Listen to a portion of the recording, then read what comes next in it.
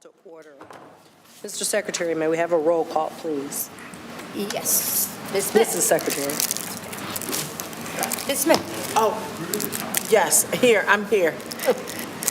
Mr. Jacinto. Here. Ms. Heinrich. Here. Mr. Walker. Here. Mr. Hall. Here. I myself am here. President Weems. I am here. Thank you. We are all here. We will now stand for the pledge.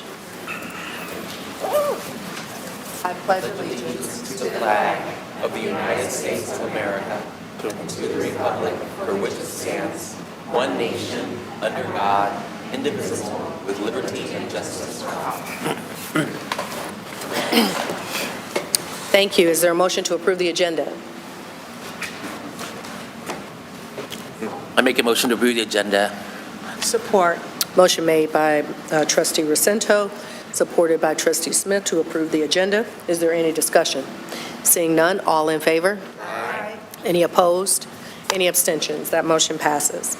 We'll now move to announcements. I have just a few first. I hope everyone is in the holiday spirit and is looking forward to a nice, restful break. I wish everyone peace and joy as you take this time off to celebrate whatever holiday you celebrate during this time. I also want to make a couple of announcements. First, I had an incredible opportunity to meet with the SRT, the Student Roundtable, a couple of weeks ago. They've decided that for every other meeting, they're going to meet sort of independently and solicit feedback from students. And they are doing a terrific job of being extremely inclusive. This group really wants to solicit feedback from all of the schools, Central, North Farmington, and Farmington High Schools. They're reaching out proactively to their peers, and they want to make sure that they really represent the entire student body. So that's great news. So we're going to start getting some really good feedback from them. And then every other meeting, the superintendent, other administrators, and myself will hear from them, what's on their mind and what they want to say. And just as a reminder to folks, the Student Roundtable was assembled as a group of students who are meant to connect with the administrators and the Board of Education because they're interested in influencing policy. So to that end, we had a really good conversation, and I let them know when the policy committee meets, and they were really interested in aligning our meetings so that we can, with some frequency, interact with them ahead of when we're making decisions about policy. And I thought that that was really great, and they were super excited to hear that. They shared with me some of the things that are top of mind for them, and I know that the policy committee met and will consider their feedback. They're interested in anti-bullying policies. They're interested in hate speech policies.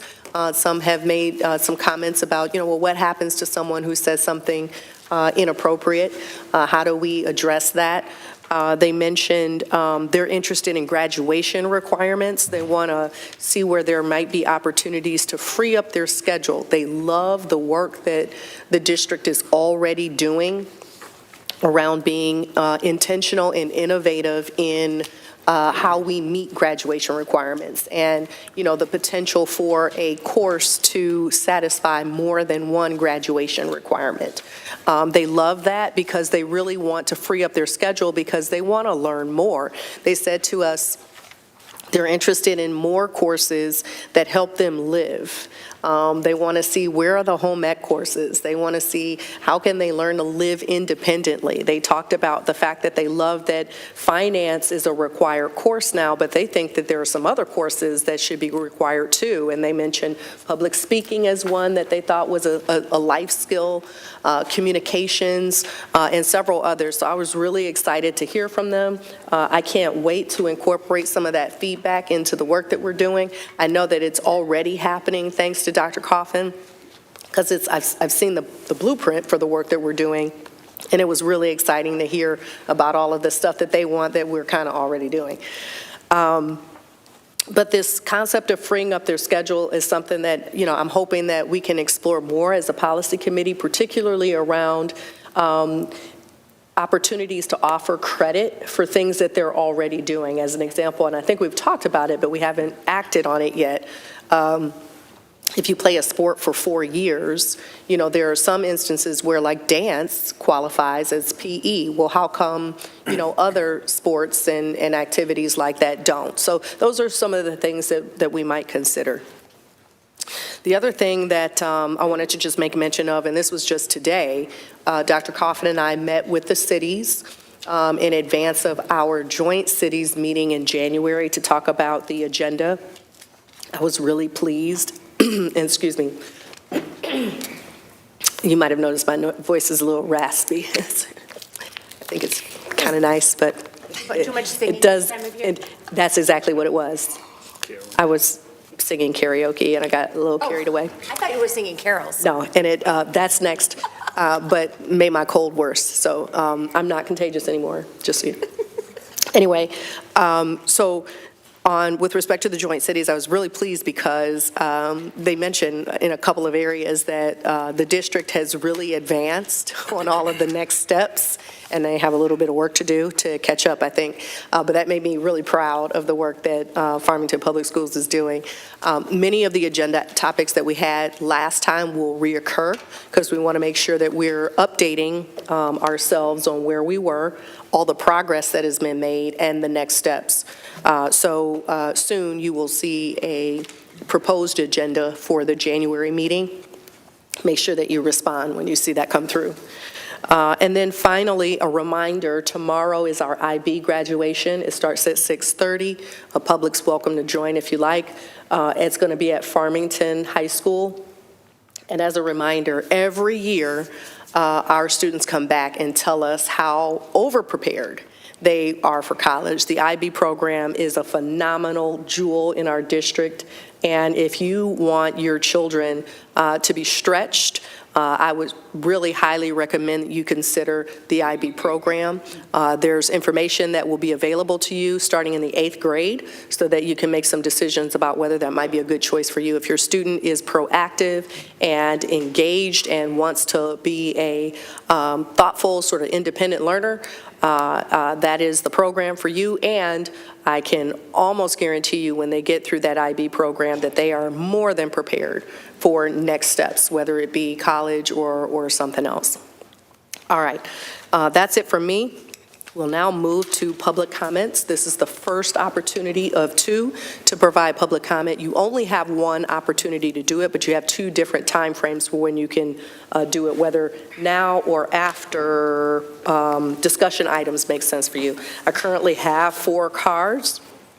I'm going to call them up. As a reminder, folks have 3 minutes to address the board. The board traditionally does not engage in a discussion.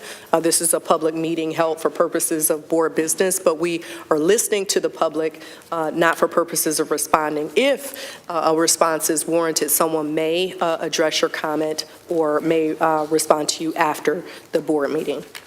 If you have a comment that addresses a person, we respectfully ask that you don't use names where anonymity would be more appropriate. The first person is, and excuse me if I mispronounce the name, is Charlie Gurulnik, and the second person is Ian Gibbons. Good evening. Good evening. My name is Charlie Gurulnik. I'm a member of the local high school robotics team, Farmington, the Hackbots. Here with some season updates for you all. Recently, we just finished our mock kickoff where we prepare all of our new members for the upcoming kickoff on January 10th, where we learn our new game for the season and we learn all of the details about the robot we need to build.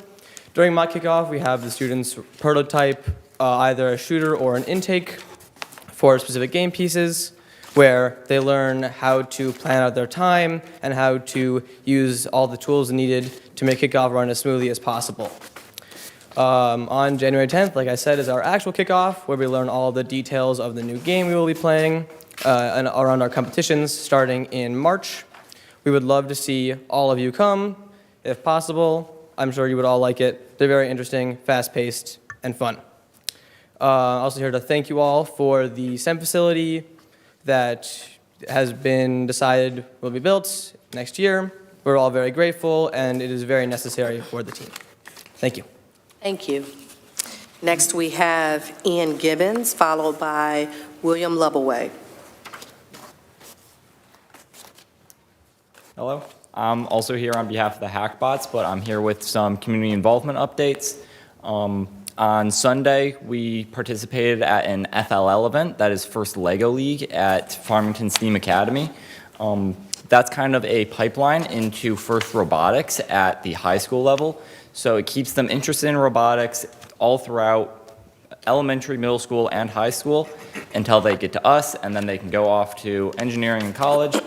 I was demoing one of our robots for them, and I saw all of the elementary kids, and they loved that robot. They were happy. They were catching our rings that we threw, and they would go and they'd catch it, and they'd feed it back to our robot. They had an amazing time, and we also have our battery drive that concluded. We had about 400 pounds of batteries that we collected. And then our last thing is our 2 FTC teams, that's First Tech Challenge at the middle school level. They both made states this year and were competing this weekend. And I believe it was the Steambots won 2nd place. And we're great to see them succeed. And we're excited for their season next year. Thank you. Thank you. Next, we have William Lovaway, followed by Henrietta Forshee. Good evening. I had a chance to read through the board goals that were in the on the website, and I did focus in on one thing, which I thought was good. The superintendent remains responsible for achieving growth targets. And I'm glad that's stated specifically because I thought that was always the case. And what I wanted to talk about tonight then, in addition to that, is there's a handout for you, the school goals for 25-26, and I wanted you to understand where I'm coming from.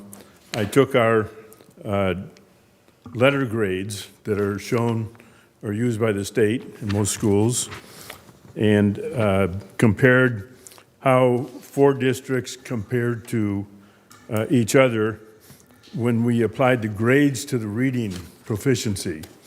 And Novi was a grade C, they're the highest in the state.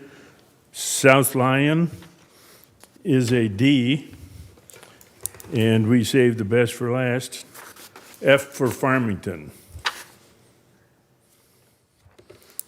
And I was kind of hoping that maybe one of our board goals would be we're a C level now, or we're an F level. When are we going to get to at least a C level?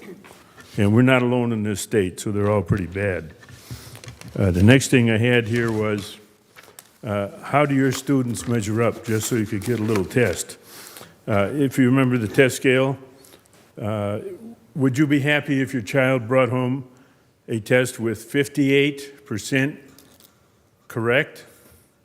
That would be a grade. You wouldn't be happy with it. That's our whole district.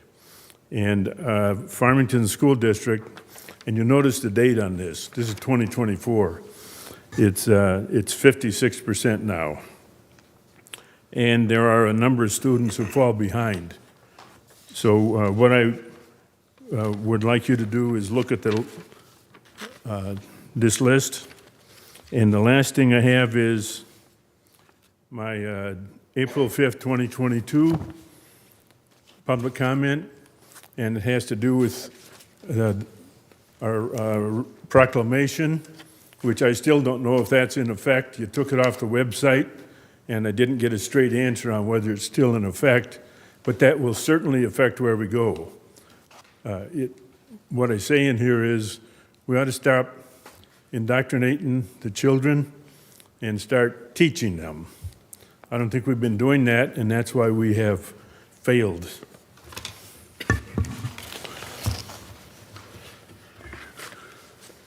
Thank you. We'll now move to Henrietta Forshee, followed by Mark Forshee.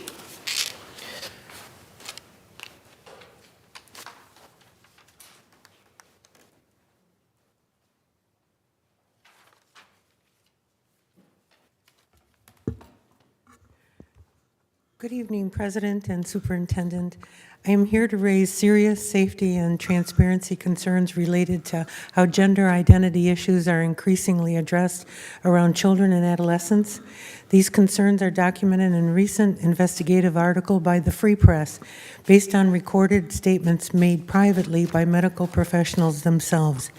In these recordings, clinicians acknowledge that medical interventions for gender-distressed youth are being offered with limited high-quality evidence, little long-term outcome data, and evolving standards that some clinicians describe as experimental. One physician stated, "We're all just winging it." These statements are relevant to public schools because school policies, counseling practices, and staff guidance can influence how children understand identity, distress, and possible pathways forward. First, children are uniquely vulnerable. Adolescents experiencing anxiety, depression, trauma, autism, or social stress are more likely to experience identity distress. Clinicians in the article acknowledge that mental health screening and caution are sometimes treated as obstacles rather than safeguards. Second, irreversible consequences are often minimized. Privately, clinicians acknowledge risks such as infertility, loss of sexual function, and permanent bodily changes. Schools should avoid presenting disputed medical claims as settled fact. Third, regret and detransition are real. Young adults are now speaking publicly about lasting harm after medical transition as minors. Some are pursuing legal action stating they were not fully informed of risks. Fourth, schools are not medical clinics, yet schools' practices can shape a child's trajectory. This includes whether parents are informed, whether alternate mental health support is prioritized, and whether questioning is treated as a developmental phase rather than a medical pathway. Every child deserves dignity, compassion, and protection from bullying. Compassion also requires honesty, caution, and evidence-based care, especially when outcomes may be irreversible. I respectfully request that the board ensure parental notification and involvement in all matters affecting a child's mental and physical health, require staff neutrality and avoid presenting contested medical claims as settled science, prioritize mental health support before any irreversible conclusions, commit to age-appropriate, transparent policies grounded in student safety and well-being. Farmington Hills Schools should be places where children are supported without being rushed, questions are allowed, and safety comes first. Thank you for your time and your service to our community. Thank you. Our next public commenter is Mark Forshee, and I do not have any further public comment cards. If you wish to make public comment at this time, please make sure to fill out a public comment card. Thank you. Hello. Now, when monopolies exist, this is from LP, when monopolies exist, outcomes for those forced to use them. I'm sorry, can you speak into the microphone so that everyone can hear? I wonder if these microphones, the volume's always too low. Can you just can speak hear into each the other up microphone? there. I want to make sure you have all of your time. Pardon? Can you just speak into the microphone? Sure. So we can hear you. But Thank you. if you, whoever does it, if you could have them raise the volume on the microphones, that would be great, because you can all hear each other. Or you could just speak directly into the microphone for now. Yes, I will. Thank you. Okay, ready? Okay. When monopolies exist, outcomes for those forced to use them suffer. This is truth for any industry, and education is no different. When variations are allowed to flourish in any industry, when competition is allowed to thrive, so do the outcomes of the customers who benefit. We exist in a system that is dominated by state-run and federally managed power brokers in education that have no interest or incentive to let new ideas, customized solutions, or threats to their power exist. Freedom-based education system means phasing out this oppressive structure, allowing instead for, here it comes, parents to choose and for parents to have the power. Customize and hold accountable by virtue of their dollars or enrollments the best education for their children. No sane person would demand less choice, especially when it comes to the future of their children. No sane person would demand continued favor, yet that's exactly what the federal public school system has delivered. 58% on reading. No sane person would deny that humans are individuals with different needs, desires, and ways of growing, and that applies to children, of course. The brightest future for American children lies at the end of an endless prism of educational choice, not a factory churning out one low standard of failure. Now, I went to the State Board of Education meeting and weeks ago with this new standard for sex education, and after the things they did there, I have no trust for them, and they're talking about, oh, you can opt out. I don't trust them anymore. And so I hope people on the board will not go all out on this sex education, because this is an area, it should be for parents, and clear opt-out, better yet, is opt-in, where parents choose to opt in, and if they don't opt in, the kid's not in the class. So I just hope this board doesn't go all out on this standard, because sex pushed on kindergarten, first grade, second grade, third grade, it's strange. It's very strange, and we're in a different world when we think that should be part of health class. That's ironic. Thank you. Do we have any further public comment? Seeing no further public comment at this time, we will close our public comment portion of our agenda and move on. Before we move on to items from the Secretary, one other item I wanted to just make an announcement was just a pause and a thank you to our staff. We have a tremendous staff at Farmington Public Schools. I hear it all the time, and I just want to make sure that from the board to our teachers, administrators, janitors, bus drivers, support staff, paras, all who touch our children, that you know before we break for the holidays that you are valued, that you are phenomenal, and that we appreciate you. So often we hear complaints, and very few times do we take a moment to pause and to say thank you. So I just wanted to make sure that we're doing that.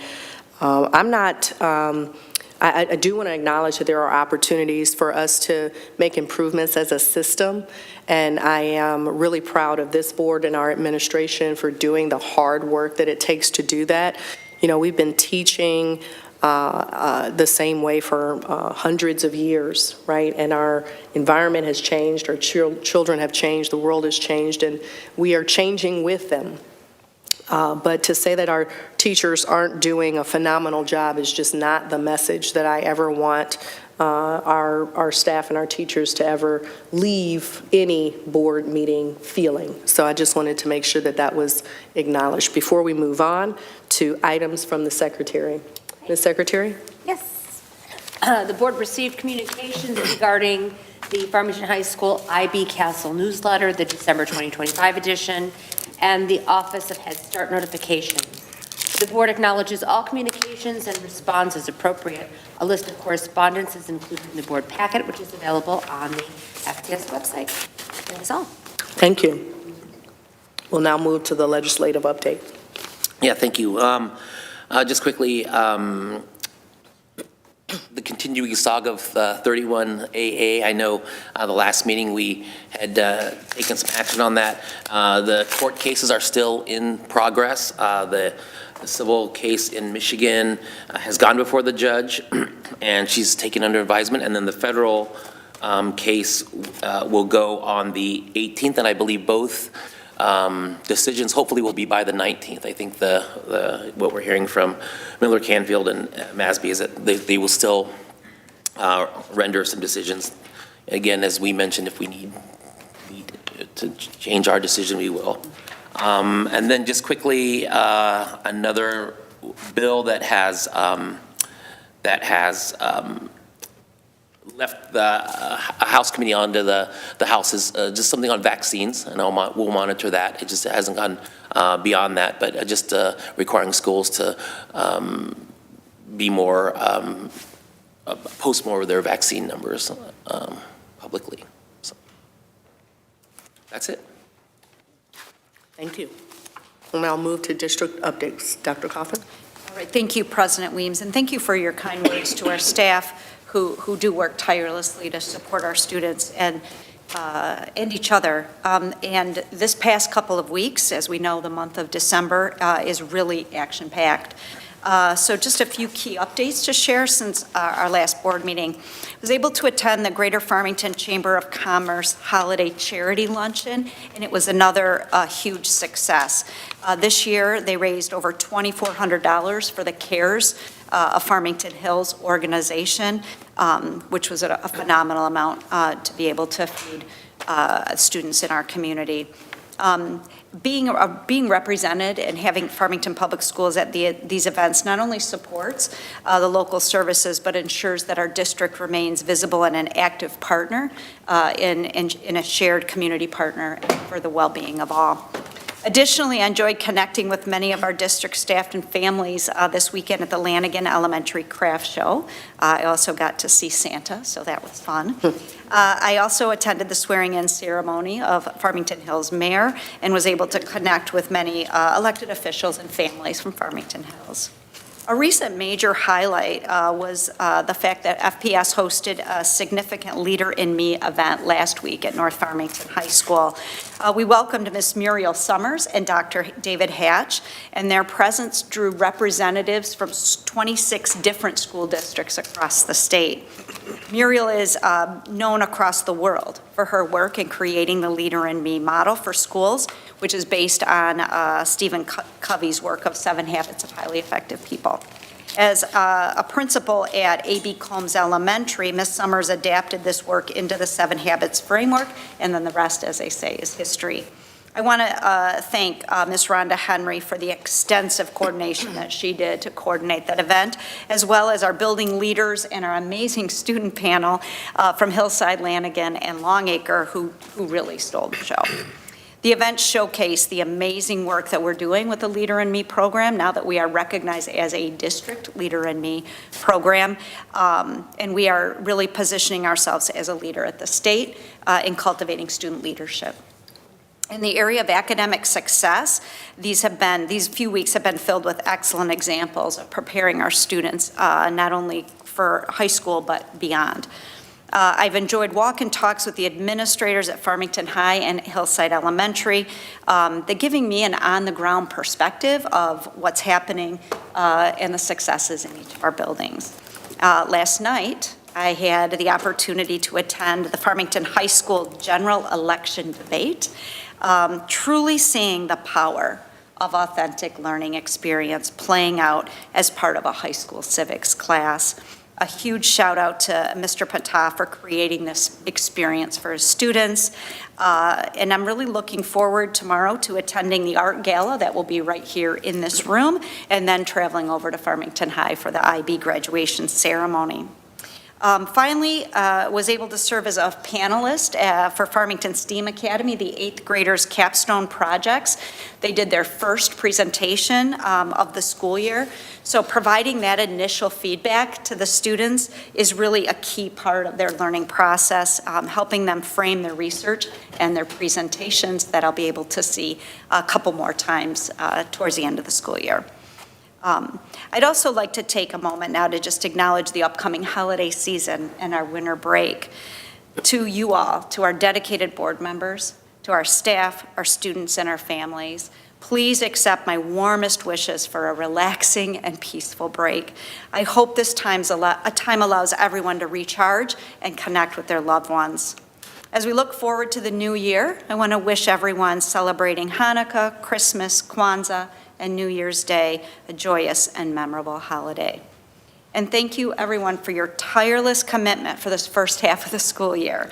I look forward to continuing our work together when we return in January. Thank you. Next, I want to call up Mr. Brad Paddock, Assistant Superintendent of Talent Development, to the podium to introduce our new Power Middle School Assistant Principal.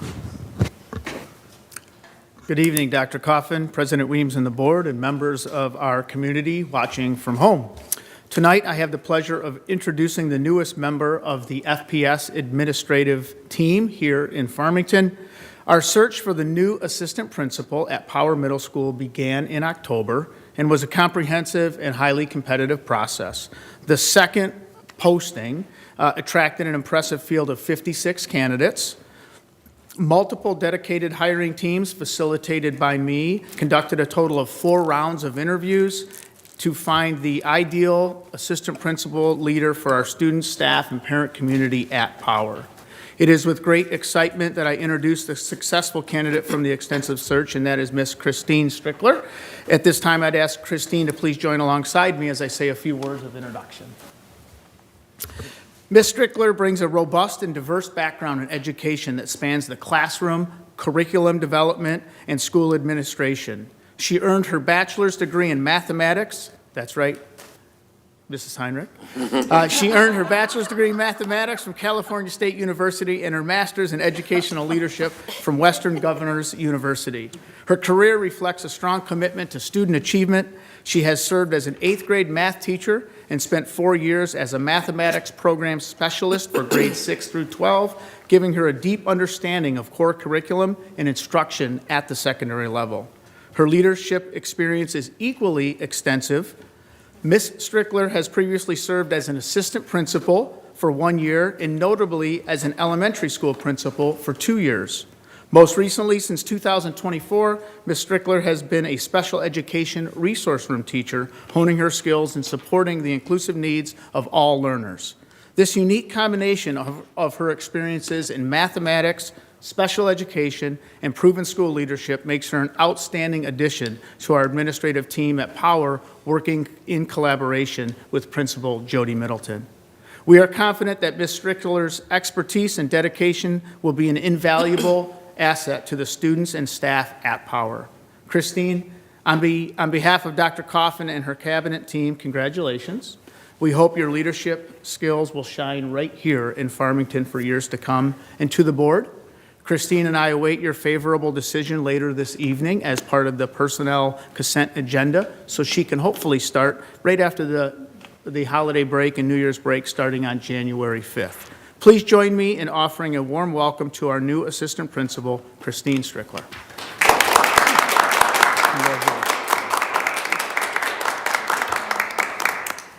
Thank you. I'm really excited for this opportunity. I am the parent of 5 current and 1 graduate of Farmington Public Schools.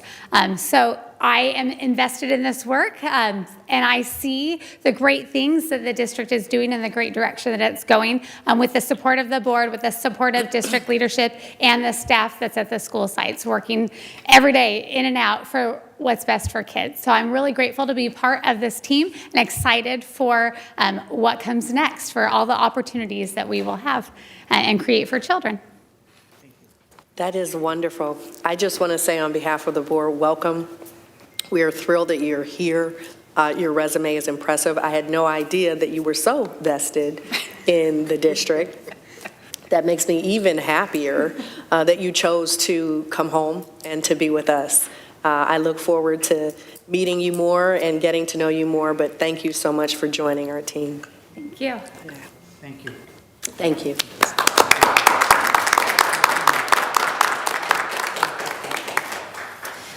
Oh, one more thing. Did you bring anyone to embarrass? So this is my husband, Christopher. We're actually headed over to East Middle School, or to North Farmington High School for the East Middle School band concert that our 6th grader is in Okay. just a few short minutes. Wonderful.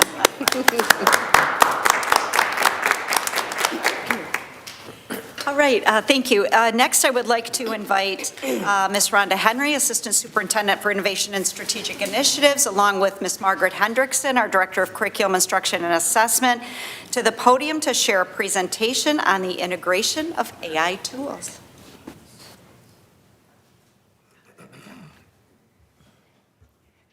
Good evening, President Weems, members of the board, and Dr. Coffin. Tonight, our presentation will outline our Farmington Public Schools strategic framework for AI integration. Excuse me. The ongoing process is built upon a balanced 3-tiered approach designed to responsibly introduce AI tools into our educational environment. Our framework first prioritizes safety, student and staff safety. Maintaining security, data privacy, and ethical use is our top priority. Future readiness, equipping our students with the critical skills and digital literacy essential for their future workplace. And equitable learning design, utilizing AI to personalize instruction and ensure equitable access to high-quality learning experiences for every student. Our work in AI integration is directly aligned to FPS vision. We view AI as a tool to help realize our vision by personalizing instruction, expanding access to resources, and creating those equitable learning experiences for each and every student. As our mission statement states, our AI integration approach has been reflective, intentional, and deeply collaborative, ensuring that all stakeholders feel safe to investigate these new technologies, reflect on best practice, and innovate responsibly. As you know, our FPS blueprint is a roadmap for our system redesign, and the technology and tech infrastructure that you see under the student experiences is where the AI integration sits. The intentional journey that we've been taken with our AI integration has been driven by a committed and collaborative team. Mrs. Hendrickson will walk us through the specifics of our AI integration process, and also present tonight is Ms. Whitney Tyner, our technology integration coordinator, who has been an instrumental partner in leading this work alongside a dedicated team of teacher leaders from our IT department.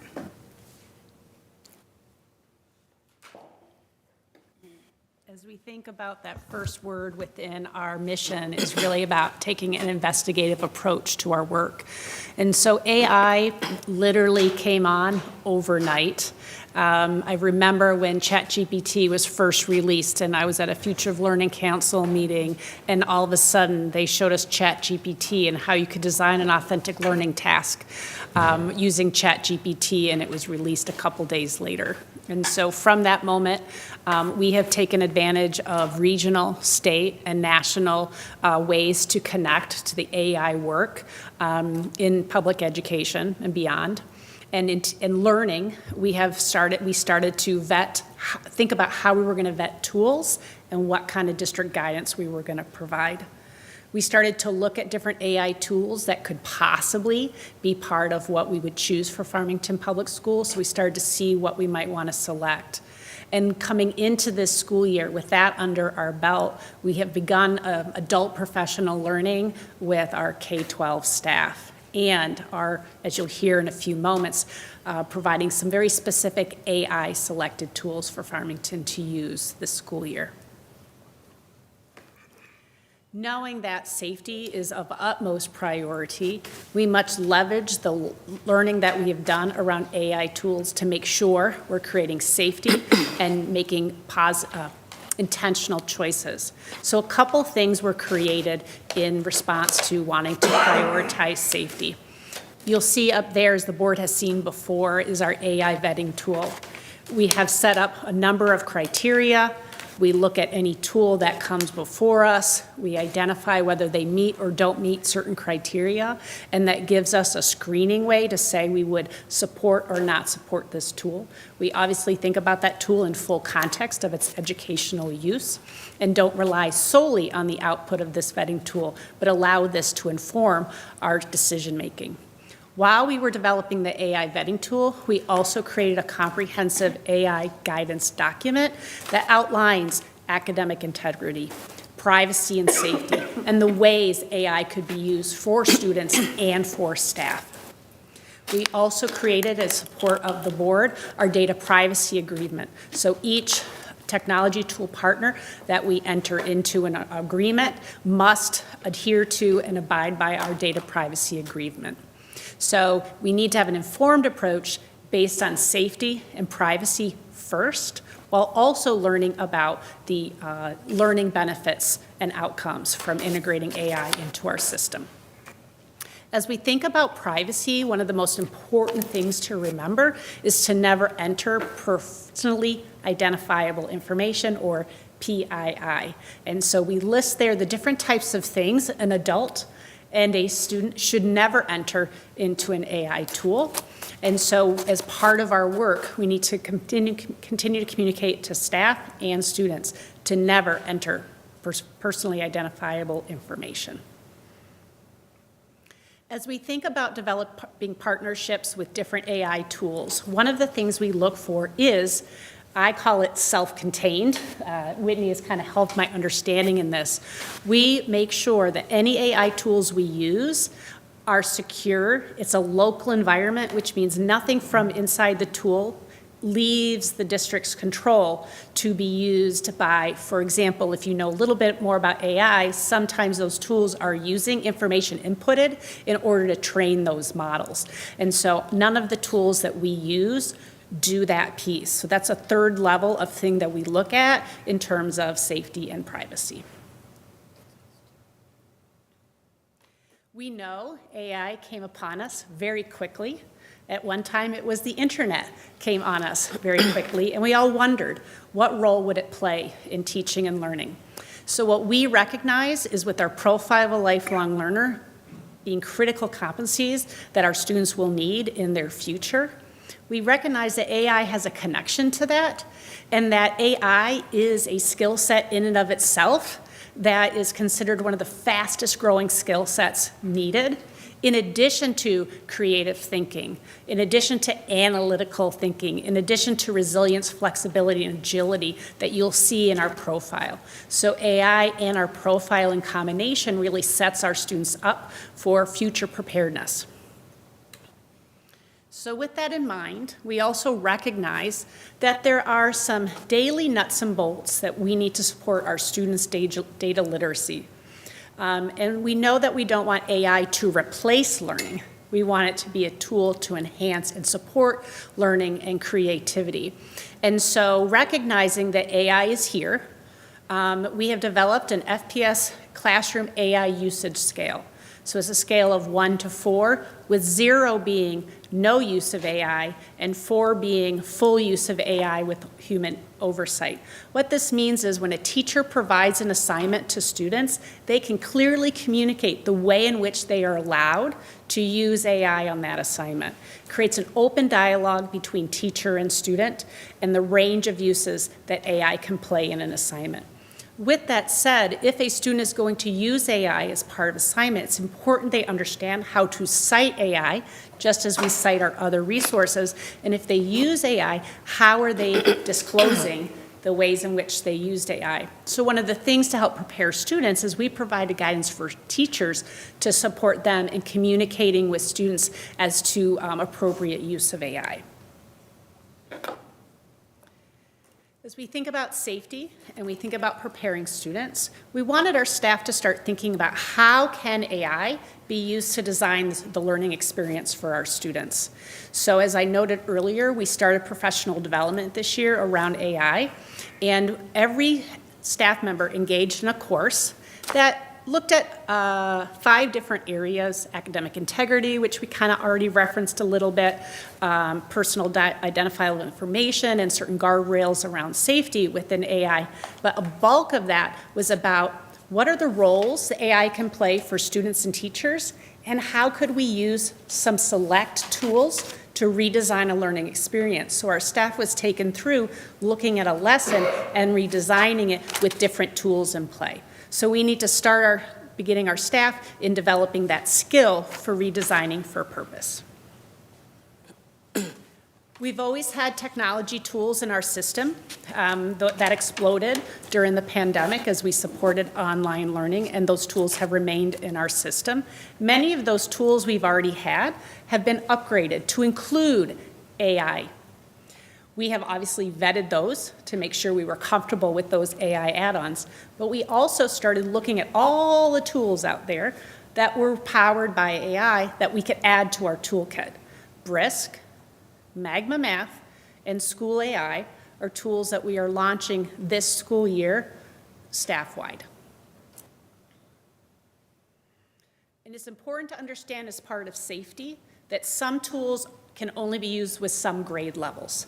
As we start to vet tools and identify which ones are appropriate in Farmington, we make sure we consider grade appropriate bands. I was very excited that Ms. Heinrich and Mr. Hull were able to join us on a walkthrough where they saw Magma Math in place. That was one of the first tools we introduced to our system, and what it allows students to do is show their thinking through mathematical problems and receive immediate feedback on their problem solving and the accuracy of their answers. And because they show their work, teachers use this display of work to lead classroom conversations about different flexible strategies for solving problems. It has been a great way to differentiate, support small group instruction, and support full class instruction in line with our mathematical focuses in the system. So we're very excited that Ms. Heinrich and Mr. Hull were able to see that in action in an elementary classroom. Brisk AI is a tool that has a number of features. We won't walk through all of them. One of the pieces that we sought out to look for was a tool that would allow feedback on student writing. So one of the pieces that it allows is for a student to enter their writing and getting a writing tutor and feedback on their writing, and that is defined by whatever the teacher has set as the focus for that feedback. And so the teacher can select which feedback comes to that student and which does not in order to help provide feedback on the writing process. Brisk does have some other features, but that is one of the ones we specifically were looking for when we purchased Brisk AI.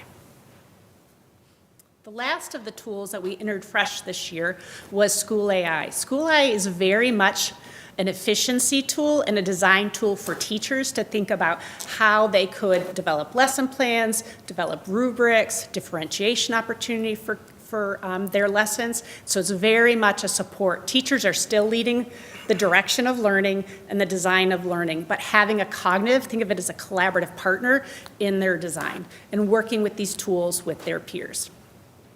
So 3 critical tools launched this year, being used at different levels, but with the intention to bring to scale.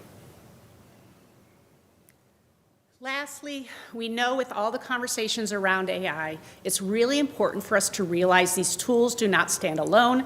They stand in a human-centered environment in which we make decisions and we make design. The idea is not how to use a tool, it's how to think with the tool. So we cannot separate the human-centered part of our learning environment, purpose of education, from the human effort. So that's really important as we do this work.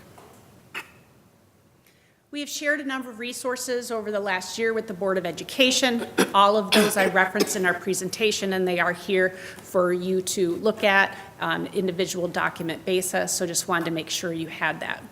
We do believe our connections at the county, state, and national level is really informing our work, and there are areas in which we're kind of leading the work. We're one of the first ones to create a vetting tool like we have and a comprehensive document to kind of outline the ways in which AI can be used, and I really give a lot of credit to our teacher leaders in instructional technology that have been foraging this way, pushing us to move because we couldn't wait too long.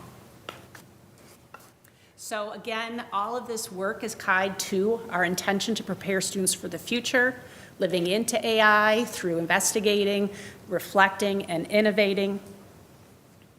And so we're just excited to be able to bring this to you. I'm going to invite Ms. Tyner up, as the board might want to ask some questions, and between our 3 expertise, we'll answer those questions. Questions from the board? I just wanted to say thank you for addressing this. It's come up at the conferences that we've attended for the last year and this year. Before that, I don't really remember hearing anything about it, but all of a sudden there are lots of sessions on it. And I'm really proud of us as a district, and thank you for all the effort you've gone to really actively address this issue in a proactive and meaningful way in terms of student learning. So thank you for that. You're welcome. Thomas? Mr. Hall? Thank you for the presentation. I am a very proponent of IT and the new evolution of how we're learning. The concern, or how will you address that as we were using AI as a learning tool to help us enhance our learning,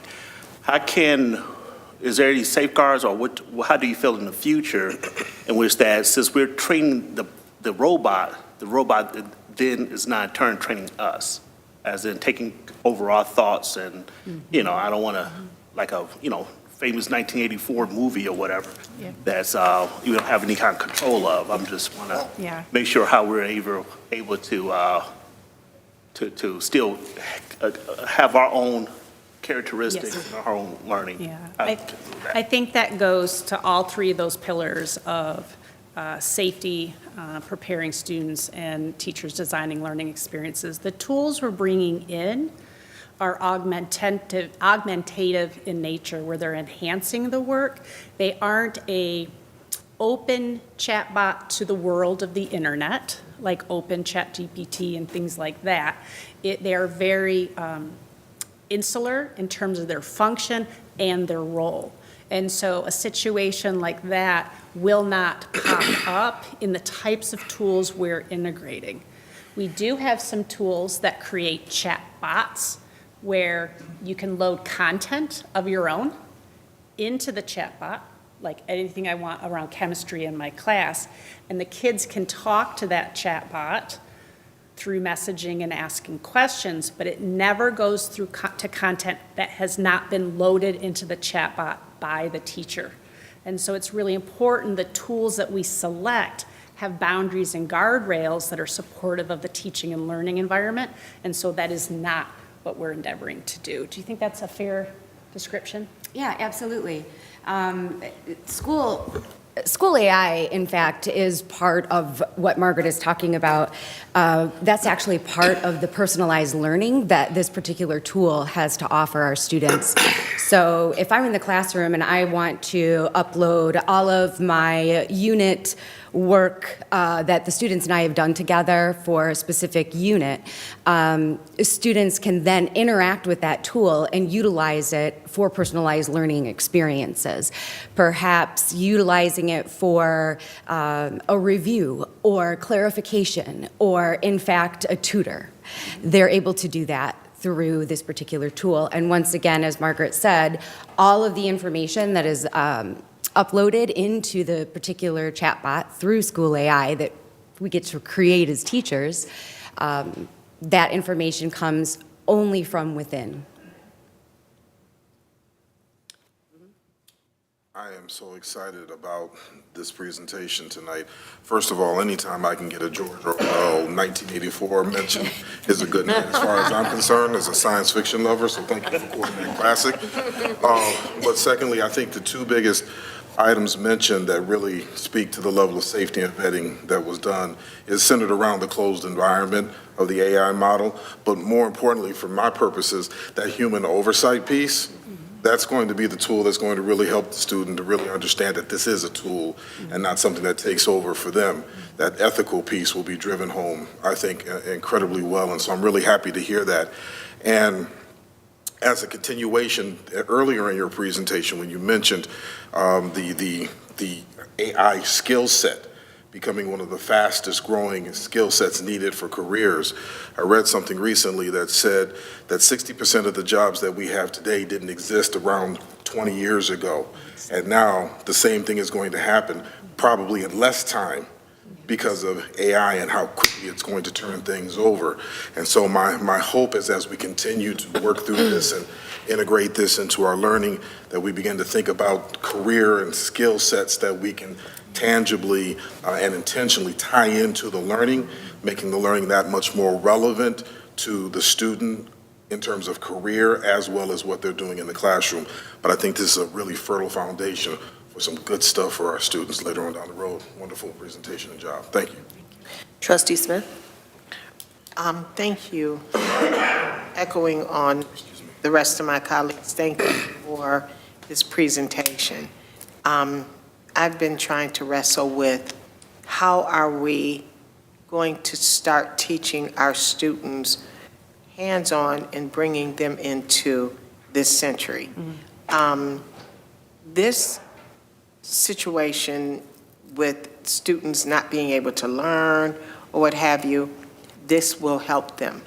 This program and this AI, you know, some people have called it A1, but I won't say who said that, but anyway, this is truly a remarkable thing that you have brought to this district, and it's hands-on. Students don't realize they're actually learning, and that's what you want. You want to make them think that this is all fun and they're learning. And so I want to thank you, because I've been wrestling with how are we going to teach students, get the test scores up, and work with this curriculum. So I want to thank the three of you for all that you have done with AI, not A1. So everybody knows where that's going, but thank you. I appreciate that. One of the things that Dr. Coffin knew, that she had a student last year that wrote a letter about how AI can enhance education and how it should be allowed and not blocked. And we had a group of students in Frank Cooper's classroom kind of talk to us about the pros and cons and what they think. And what was interesting is, while they did talk about concerns around academic integrity, which we live in even in today without AI, is they said, I get to go to AI and ask questions around chemistry, or ask questions around the topic I missed that day. And they actually said a teacher can't be next to every student at every moment of the day, so that it is a support and not a barrier. Again, we have to put guardrails. We need to teach, just like social media and all of those things. Our students have told us through some focus groups that they recognize that it's important, and for a vast majority of them, they know that it's going to help them with where they not want to go. They value their teachers, they value that space and time, but having that extra support, and that's the intention. So thank you for recognizing that. Trustee Rosento and then Walker. Yeah, just quickly, again, thank you. I think it's great that we're embracing this. I know some folks like me remember when the internet came in with newspapers and how that would affect, or how cell phones would integrate with driving an automobile, and now it's all seamless. Most of it is seamless. And I just want to also, beyond sort of classroom STEM activities, also just plant a seed for the other parts of AI, like music composition, creative arts, Yes. Things like that too. So Yep. I know that's probably down the road, but I know Yes. that's also Yes. an efficient part of it. We've been looking at some broad tools, but we're continuing to look at tools that hit different targets. Excellent. Mr. Walker and then Mrs. Heinrich. Question or a thought that as you're developing this from a policy committee point of view, at what point, I'm not asking the question now, but just more being a thought partner in this moment, at what point do we need to consider policy at the board level or at administrative rules level in order to make sure that we've got, from a district perspective, our guardrails firmly in place as well? So just something to think about, and please keep us informed with respect to that.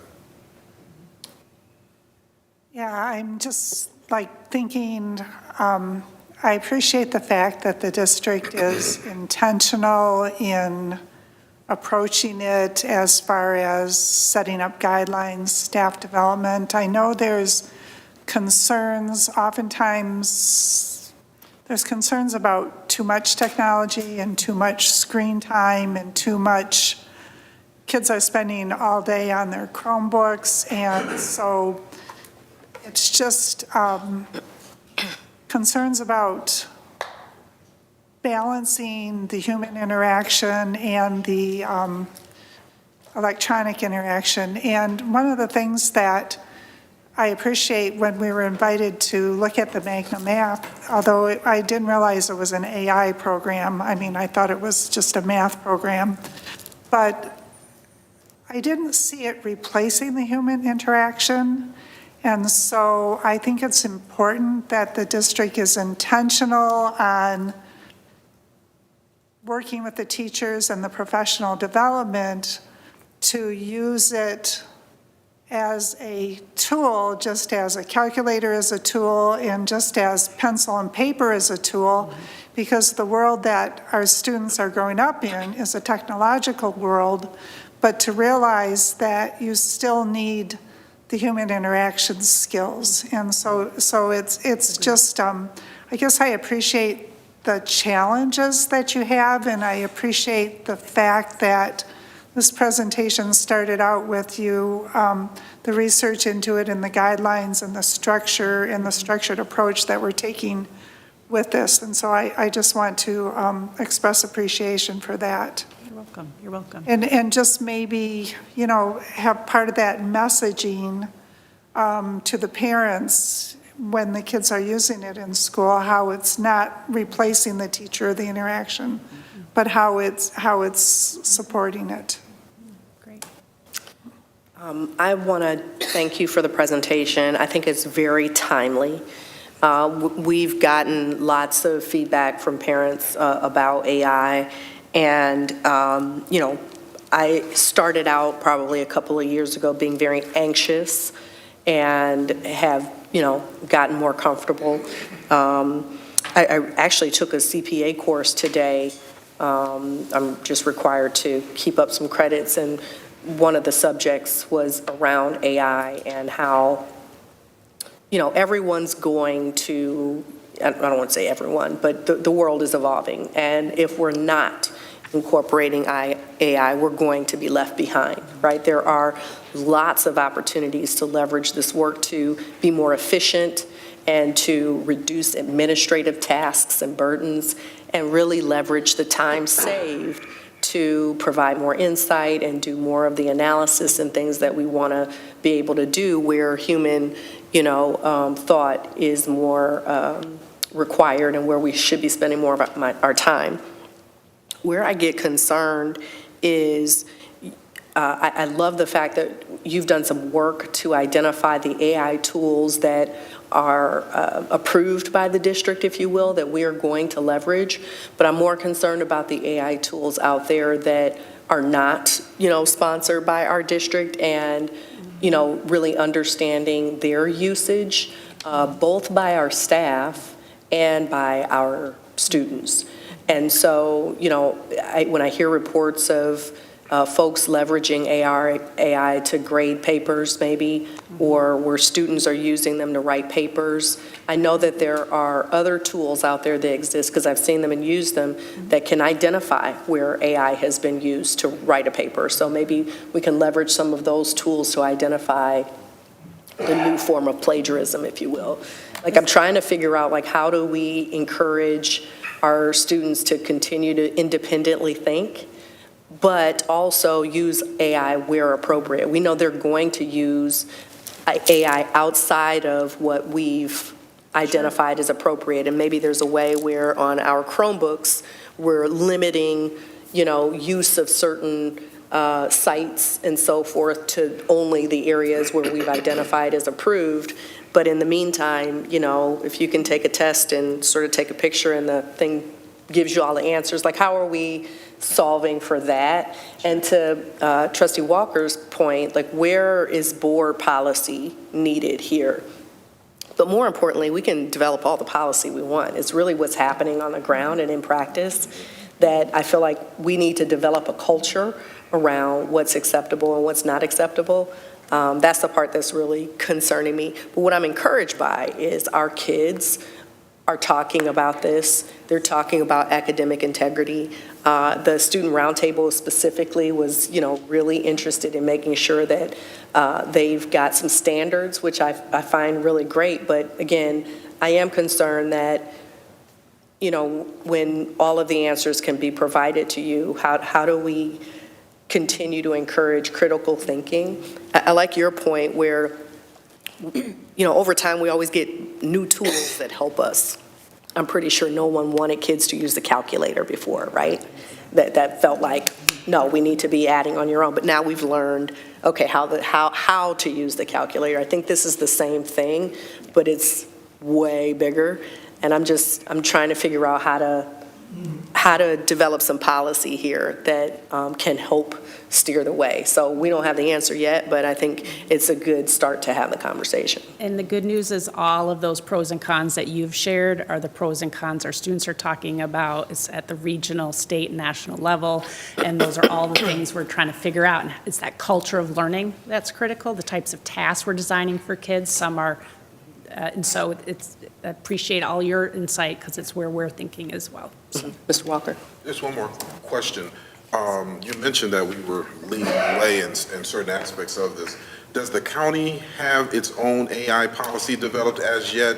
And if so, how much of that informed where we were, where we are? The county has an AI collective of different districts coming together to share thinking, share resources, share supports.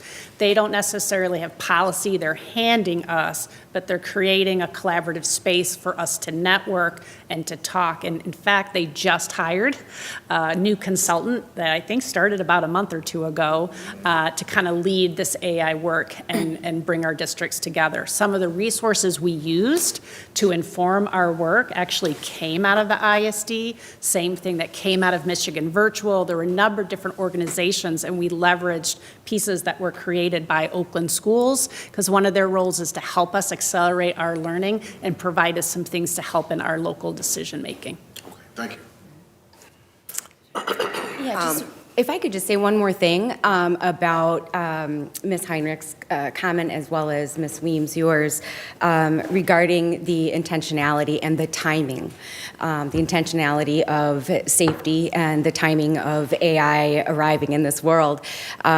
One of the things that I find very interesting about the timing is that the generation of teachers in this district and our district leadership were all from that generation where, or I should say the first generation in history, where we all grew up in a completely analog environment and then had to transition to a 100% digital environment.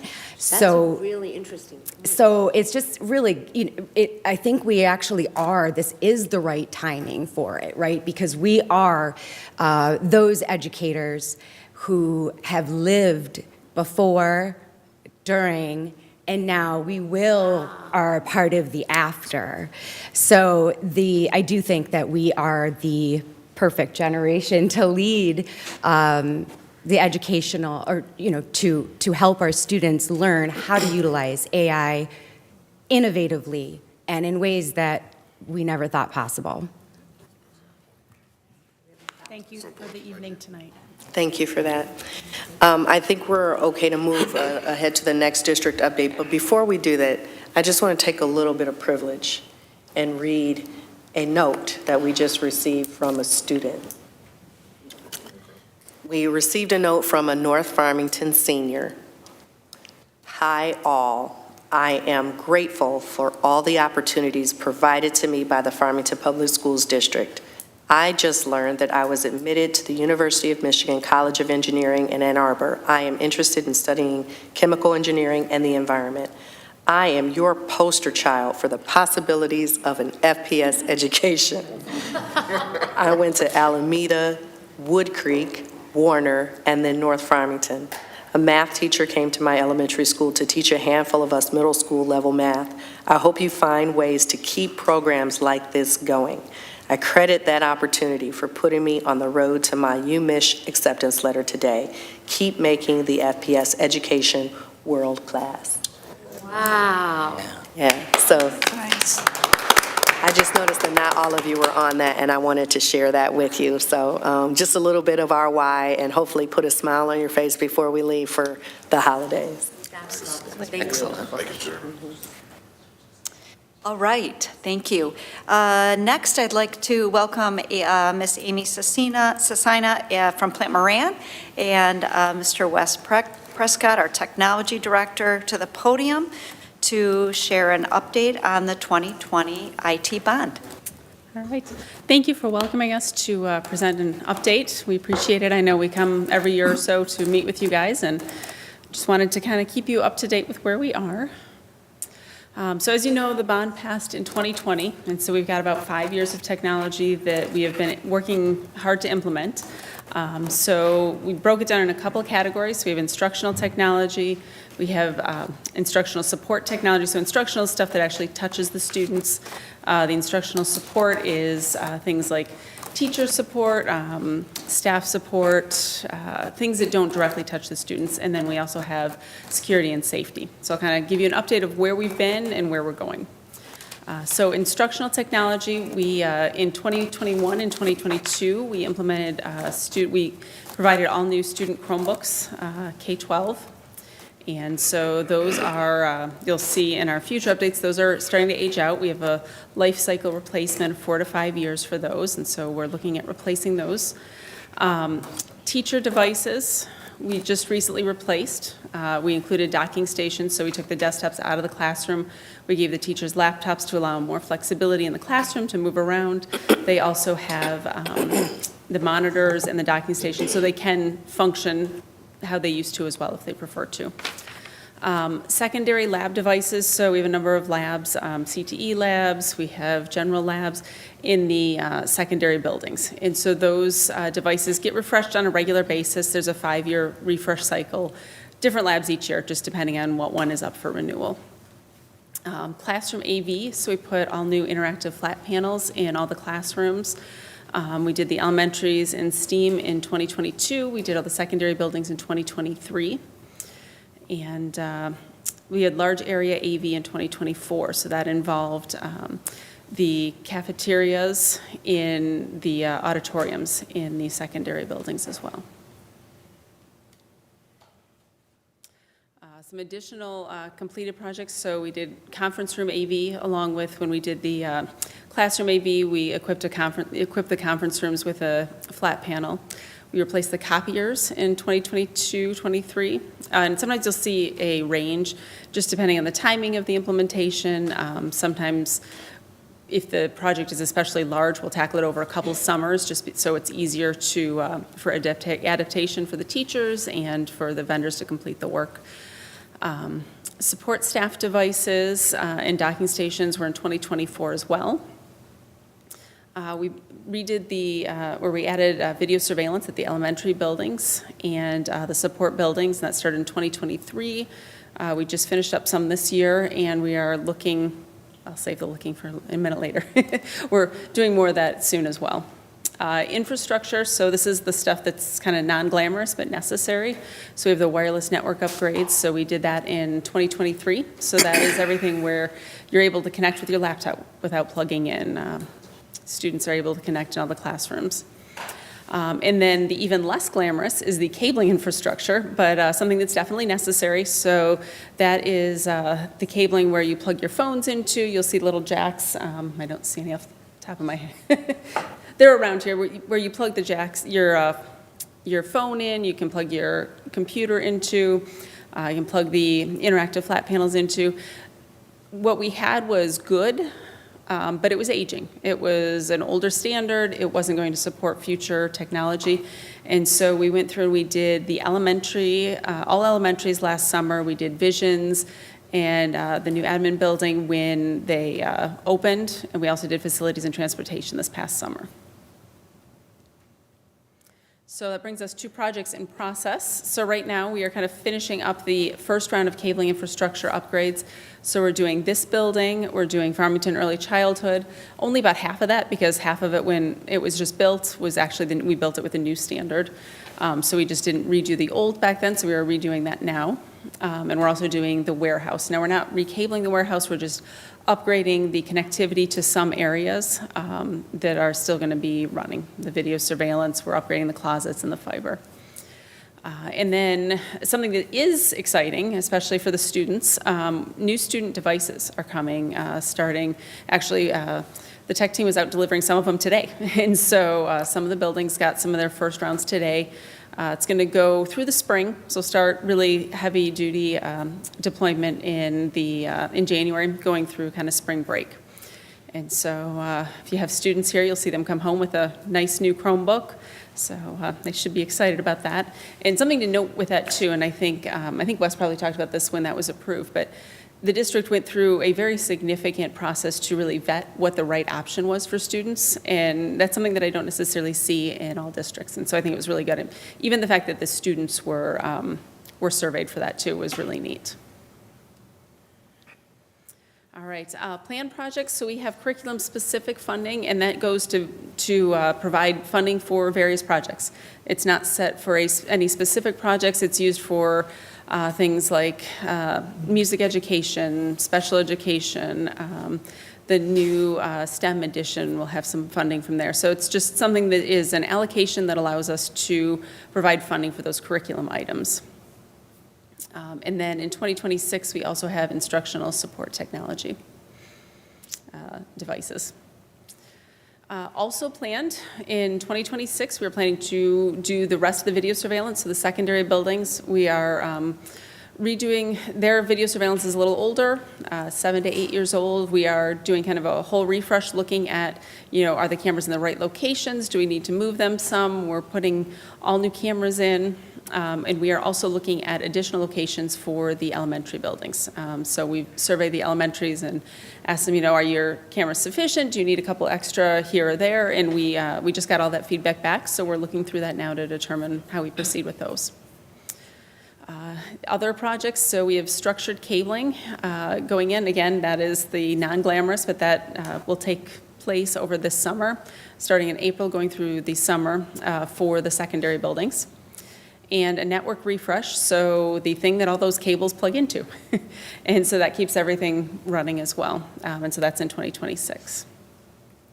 And when I created this and sent it over, the RFP was being finalized. The RFPs are actually both out on the street now, so we're getting bids in for those. We will be getting bids in the New Year's for those. And I would just like to add for those two projects, the structured cabling and fiber and network refresh, we are using E-rate funds. So we'll be coming to you in likely February with those recommendations as well.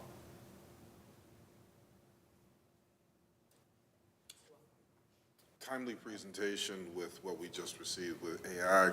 Just curious about the kind of communication between what's happening from the curriculum standpoint and those safeguards that were talked about before and the student refresh.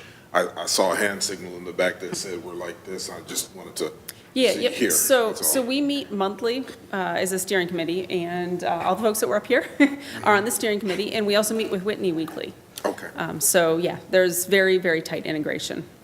And I would like to add, Whitney and her team, their office literally is in the same space as ours, and her team and Patrick and my team talk daily and collaborate daily, and kind of we make sure we're on the same page with these implementations and all of the things that they have a vision for, that we're recommending the right equipment to be able to implement that vision. Love to hear that. Thank you. Yep.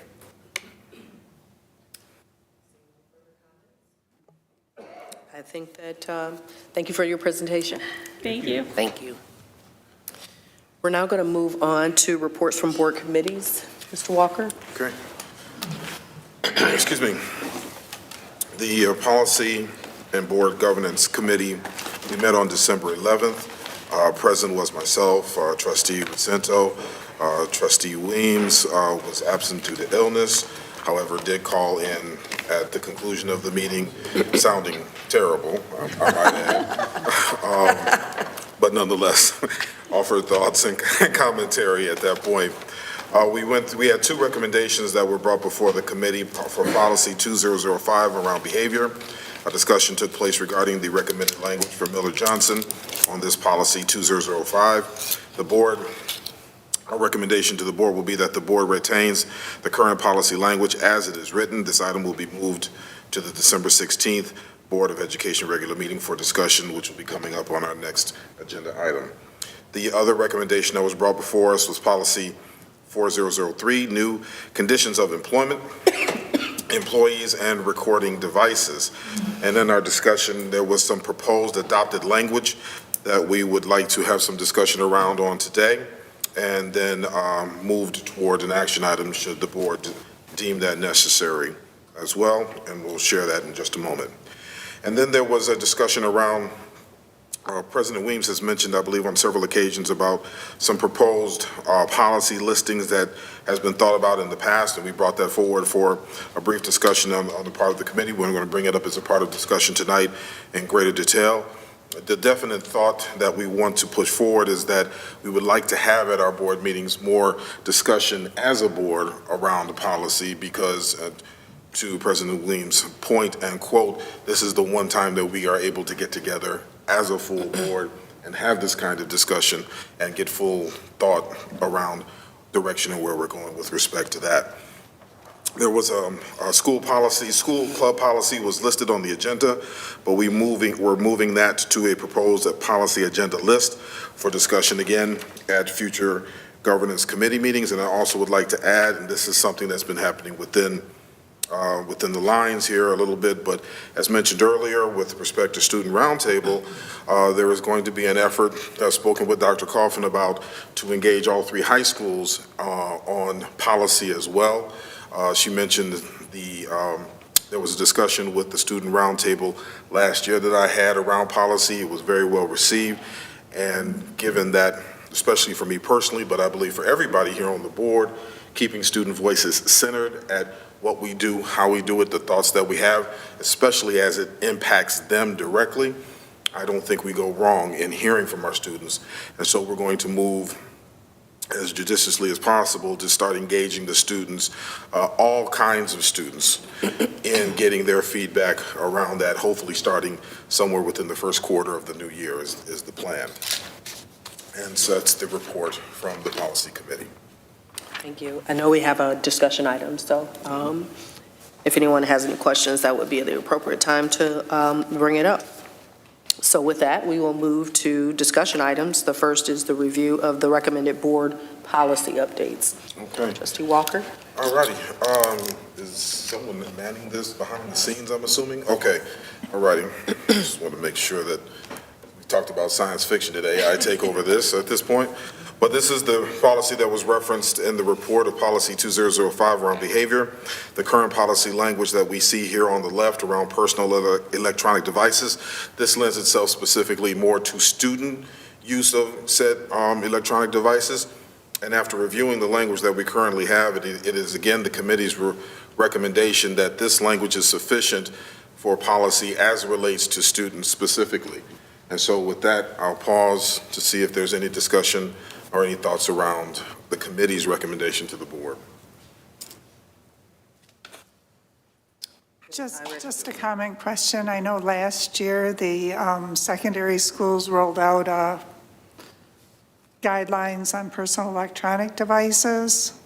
And so our policy is just a broad policy supporting what the buildings are doing, and they have more specific. Is that what this is saying? No, our policy currently provides that for a different tiered level of cell phone usage at each building. So at the elementary level, generally speaking, no devices are allowed. Students might bring them, but they need to be put away for all day. Right, so elementary and middle school, they're not allowing. Middle school is a little bit, is different. So when you get to the middle school, I believe that they're allowed like at lunchtime. No, they're not. Last year when they rolled it out, they didn't. In the middle school, they're not allowed their electronic devices all day. In the high school, they were allowed to use them during passing time and at the lunchtime. So that was the new thing that they rolled out last year. And it was, I'd be interested to, actually, I would like a report on, but that's. Dr. Coffin, is it the same for middle school and high? I'm just saying that this policy just, our board policy just says the buildings develop their own rules. That's what this is saying. So No, They don't have specific board policies on cell phone usage in the buildings. Let me start over, and I want to make sure that Dr. Coffin outlines what our actual cell phone policy is. This was a recommendation from our attorney, correct, to change the policy. What we're saying is, nope, we don't want to do that because we already changed our policy about a year ago to what you just mentioned. Although I think the tiering I don't remember what it was, but it's different for elementary, middle, and high school. So we're proposing no changes from what we agreed to a couple years ago. Right. So the recommendation was choosing between keeping our current policy language that was reviewed and revised about a year ago, or adding the away for the day, where the students had to, they could not have their cell phones, or they were put in these pockets and they don't have access to them. So we didn't go to that cell phone. What we do now in our elementaries, they don't have them. Middle schools, they are put away, they cannot be seen.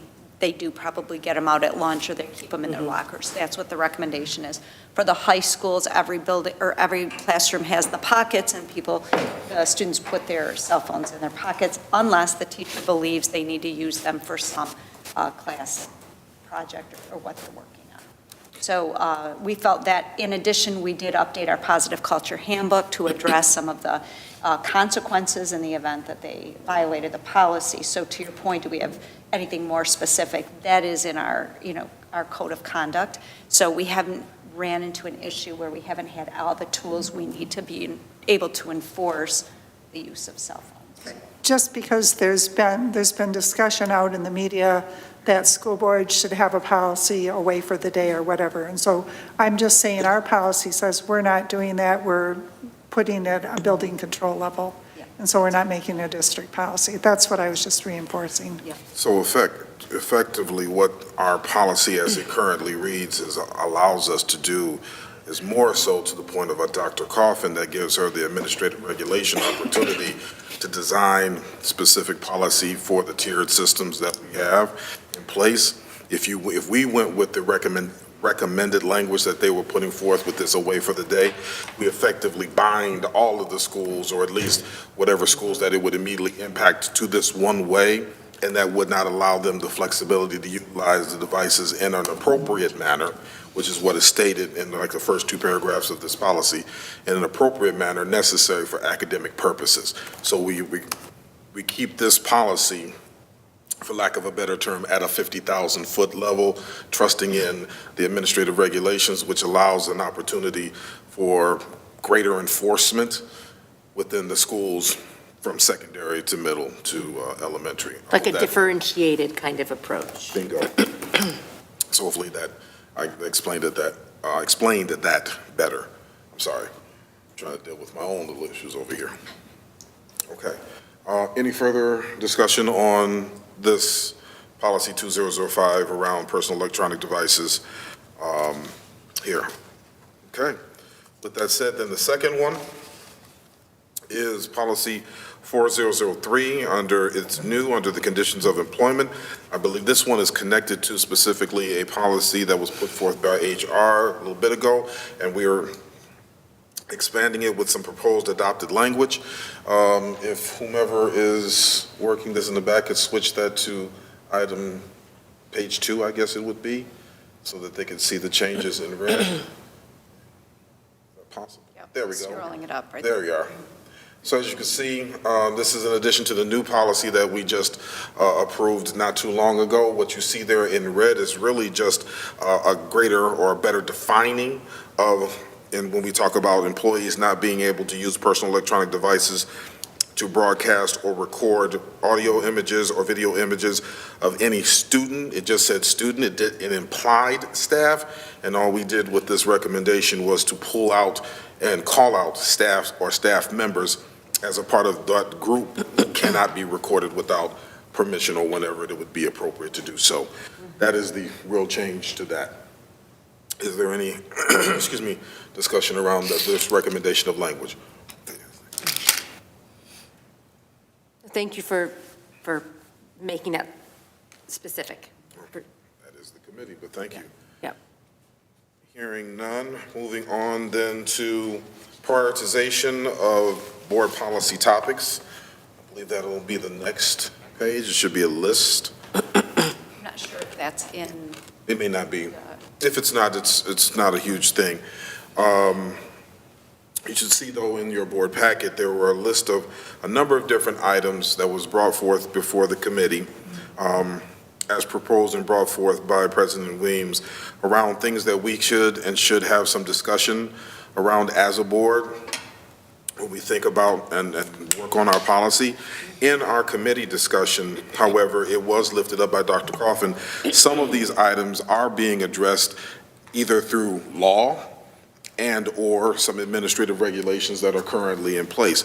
But that doesn't keep us from just taking a look at them from time to time, because as we saw tonight, the times they are changing. Yes. So it is important for us to look at this. And so what we would like to do, and get some feedback from the board as a whole, is if you would just go back and take a look at this and kind of prioritize your top maybe 5 that you think the committee should start to focus in on a little bit. You can email me that information directly, and then we can start putting together a curated list of that information. Awesome. If there's something on here that is not, that you would like to see that is not on here, by all means add that to it, and then we'll take a look at it. Part of the charge will be to see how we're addressing it currently in policy. If we are, do we need to tweak it? And we'll come back with commentary around that. And if new policy is needed, then we'll take whatever steps are necessary to begin to address that. But it also, going back to the original comment around the students, this is also a great opportunity to on-ramp student voice in this as well. So I look to bring some of this in front of the students when I have the opportunity to be in front of them and hear what their thoughts are around a prioritized list of policy or take our prioritized policy to them and say, hey, what do you think about that as well? So there's that piece, and then you might see behind it, and this is something that we're going to have greater discussion on, a grid that is a project management tool of sort of how we can possibly approach tracking policy going forward, so that as we turn over as a board, as committee chairs turn over, committees turn over, people can pick up where the previous committee left off, and we can have a more seamless ongoing approach to just continuous review of our policy. Okay? I have a quick question. Yes, please. So this list, the potential policy agenda, President Weems, you were speaking earlier about the ideas from the Student Roundtable and some ideas that we've spoken of over the years around capturing credit for students for some of the activities in which they're already engaged, like marching band or the musical or whatever, and capturing graduation credit for that. Would that be a topic to add to this policy list? Yes, I believe that is already on there. Graduation The requirements. graduation requirements? Early, yeah. Yes. That's Okay, so encompassed. that's part of that, Yes. okay. What isn't on there yet are the things that came up from the Student Roundtable, so I will share that with Mr. Walker and update. This was developed over years ago. Okay. That I just turfed up from the past, but I'll add the Student Roundtable items to it. Because yes.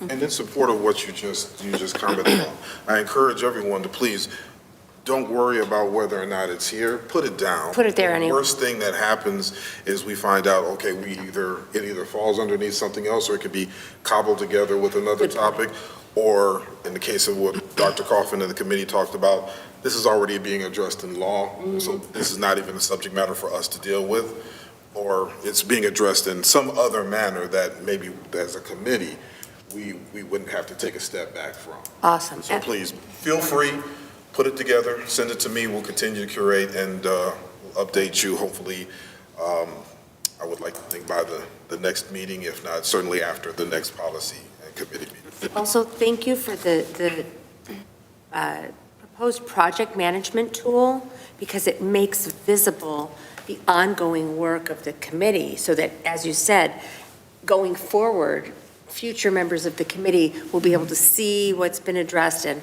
identify what still needs, work that still needs to be done. So I'd love to take credit great. for that piece of brilliance, but I'm gonna have to pass it off over to the board president for Bravo. that piece. Bravo. Okay, thank you. And if there's no further discussion, then that concludes the policy portion of the discussion items. Thank you. The next item on our list of discussion topics is around the superintendent evaluation. That's a good one because it numbs the throat too. We had a discussion earlier today, just so that the public is aware, around our superintendent evaluation. And in particular, what we were talking about is our planned intervals for providing formal and informal feedback. The state, excuse me, last year made some adjustments which required, and this is not new, there was always a requirement that the superintendent be evaluated annually, but they added that a mid-year evaluation needs to happen as well. And while we had always been providing feedback to the superintendent, this sort of formalized it. What we discussed in our meeting was the time frame for when we want to evaluate the superintendent. There are generally two schools of thought. One is to align the evaluation period with the school year, where the evaluation would take place in June. And the second is to perform an evaluation in December, when data is most recently available. Traditionally, Farmington Public Schools has done it, and traditionally means the past 10 years, has been in December, although I do recall at least one time when we changed it to June. We changed it back to December because we found it difficult to perform the evaluation around the data and growth piece, which is the largest component of the evaluation. And so the board discussed our process, and we think we want to stick with the December evaluation period. For this period, we had some really good discussion and no issues, but we want to make sure, as some of our members pointed out, we want to make sure we're actually taking the time. And, an hour just wasn't long enough to discuss both the process, the timing, and the formal feedback. So we'll be having that discussion in January, and then we'll have our mid-year in June. In general, our superintendent is doing a really great job. She outlined and had materials to support all of the work that she's doing around governance and teaching and communications and so forth and so on. And so we want to encourage her to do that, and we plan to have a more detailed discussion in January. So with that said, anything else my colleagues want to add to that point? All right, so we'll move on to the second opportunity for public comment. Is there anyone who would like to speak during the second public comment? Seeing none, then we will move on to action items. The first item is relative to an equipment purchase. Mr. Walker.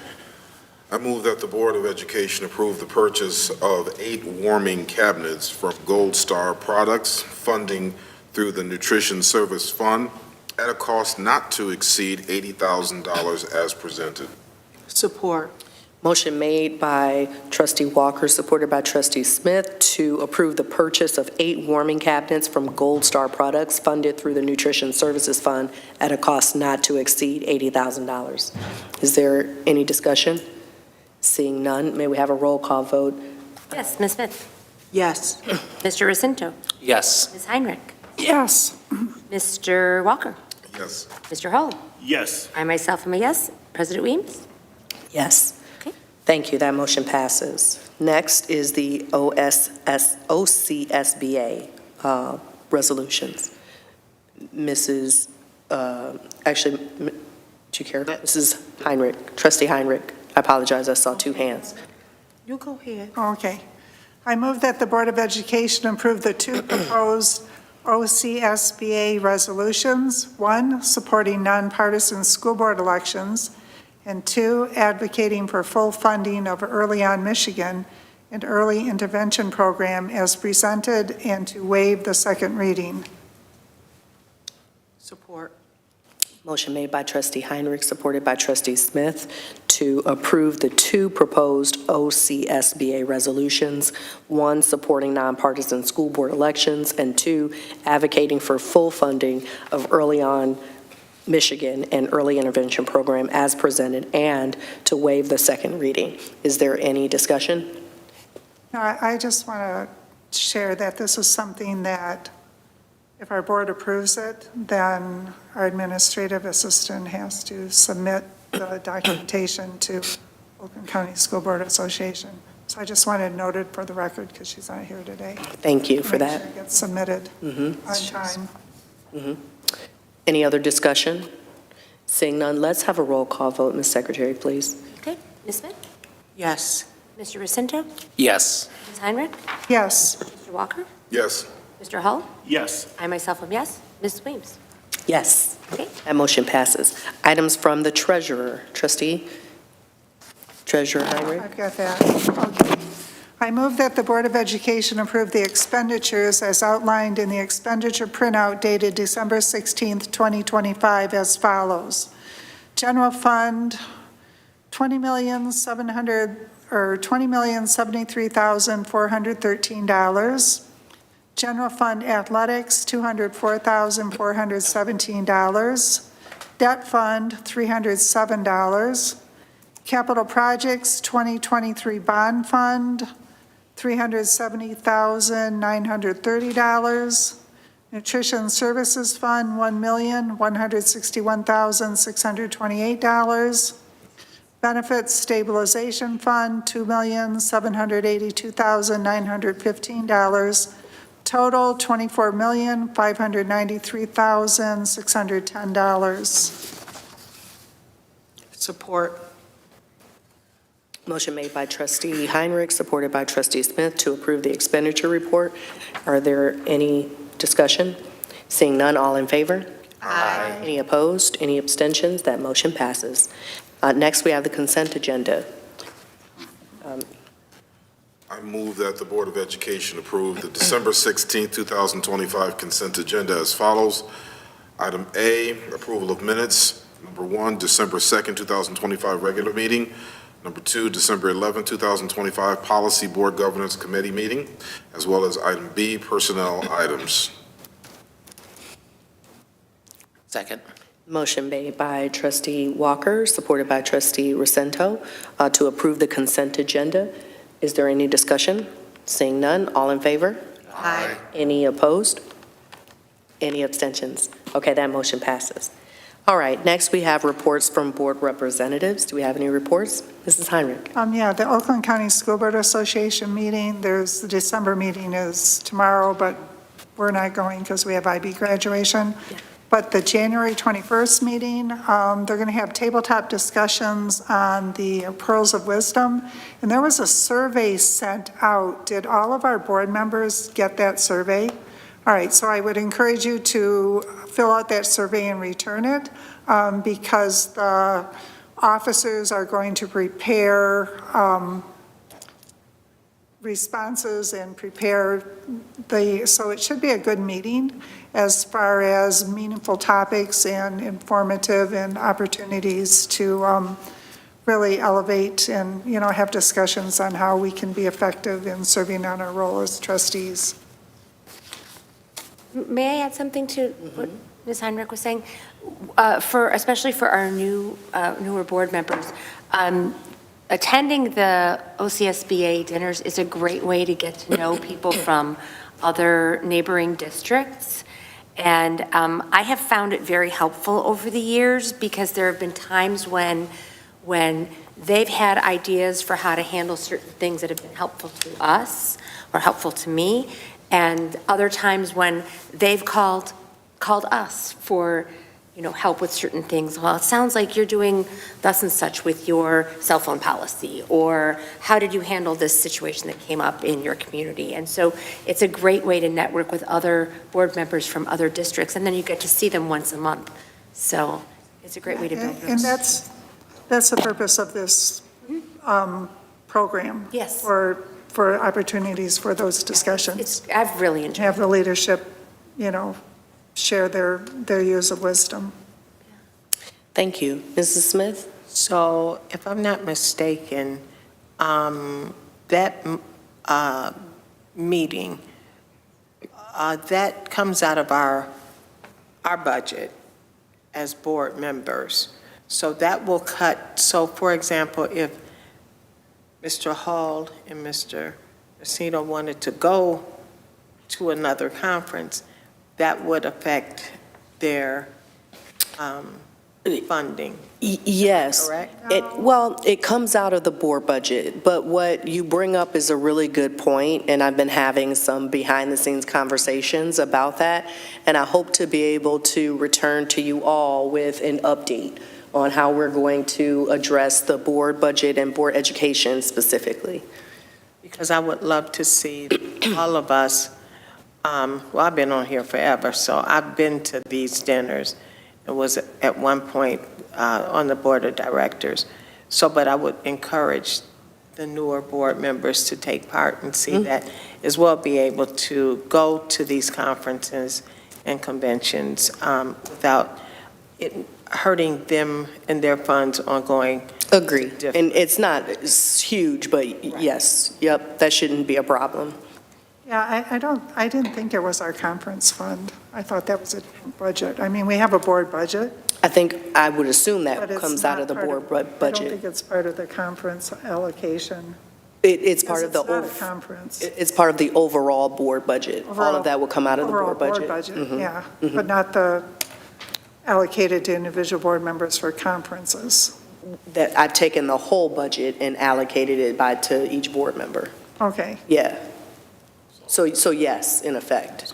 okay, so it Yes, you can absolutely go. Oh, yes. You can absolutely go. Yes. Oh, no, no, no. Yes. because there's some school districts that the entire board attends on a regular basis. Yes. Yes. Long story short, yes, everybody can go. Yeah, we shouldn't be worried about that. And, Yes. and, you know, again, I have found it very valuable for the ongoing contact with, board members from other districts and then if all of my, whatever portion of our board fund is, of my portion is used up going to those, well, then if I want to go to DC, well, I just pay for it out of pocket then. But to me, it's, either way, it's worth it. I'm just going to go out on record because some people may be wondering what the heck we're talking about. The board has a budget for continuing professional education.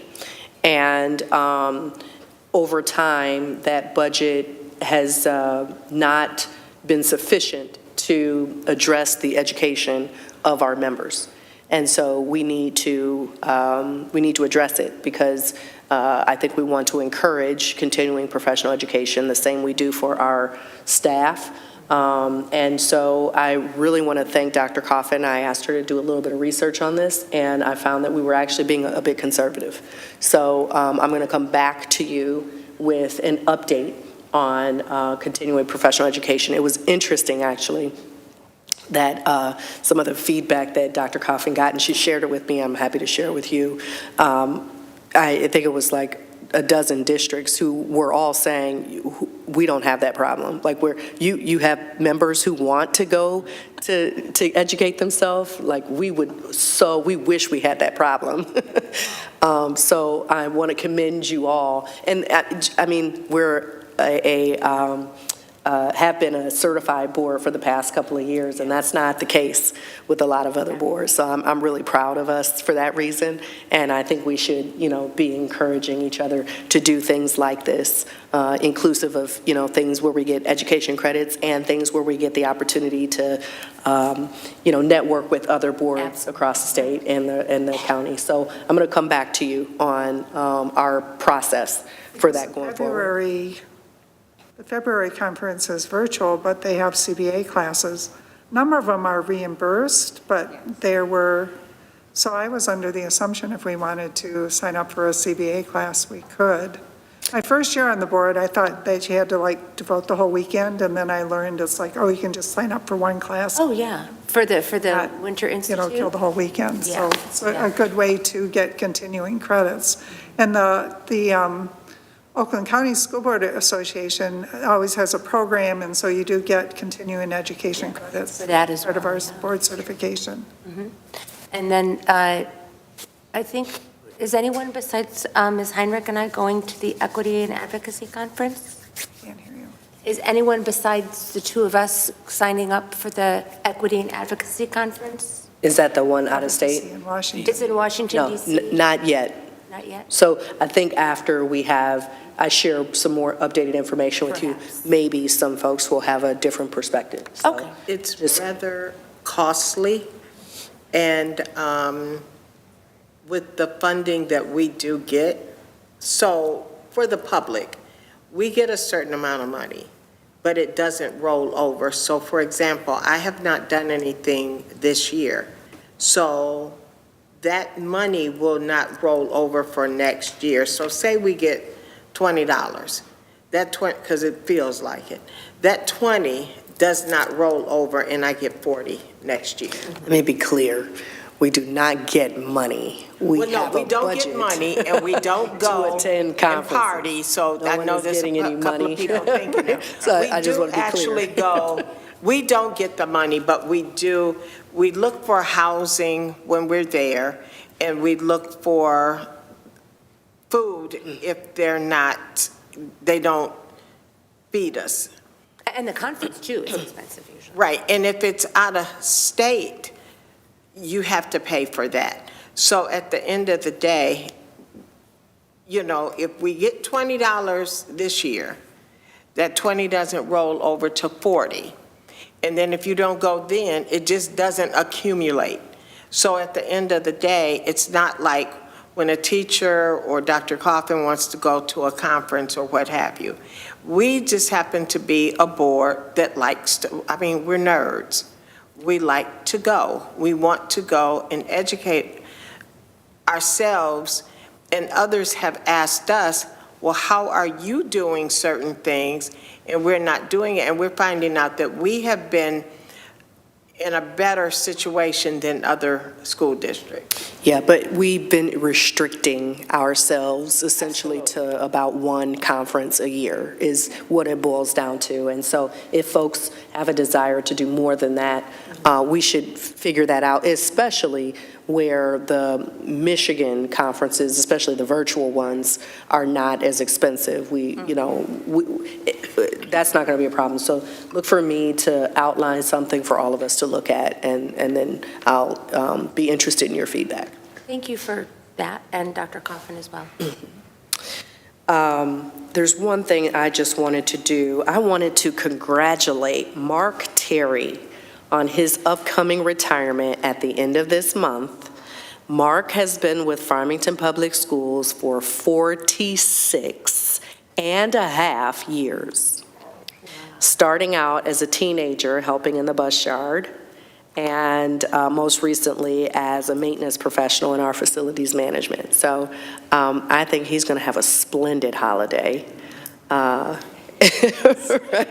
After a 46-year career here at Farmington Public Schools. So I just love that story. Thank you for sharing that with us. And congratulations to Mark. And on that note, I think we can all break for the holiday. Thank you. Thanks.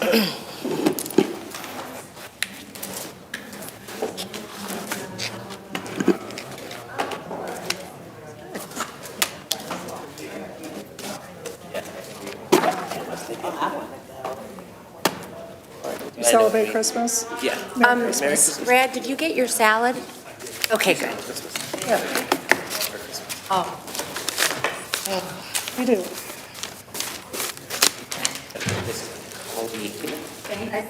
Stop. Lots of